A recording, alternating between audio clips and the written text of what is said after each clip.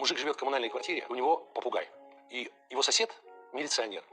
И он, мужик, каждый день выставляет эту клетку с попугаем, он в коридоре висит. И когда этот милиционер проходит мимо, ему попугай говорит: ну что, ментяра ты поганый?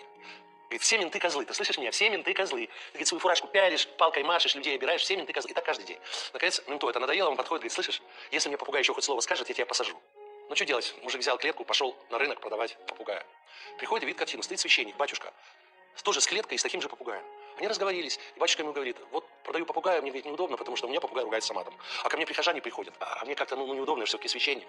И ему этот мужик говорит: слушай, батюшка, а давай махнемся попугаем. Мой матом не ругается, он только ментов не любит, и все. Ну, договорились.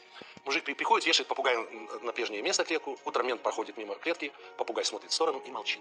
День, 2, 3, 5. Наконец, менту это надоело, он подходит: эй, ты, птица, дура, слышишь, это ж я, мент поганый. Все менты козлы, ты слышишь меня? Я тебе выхожу палкой машу, людей обираю, все менты козлы, ты меня понимаешь? Попугай посмотрел на него, исповедался, иди нахуй.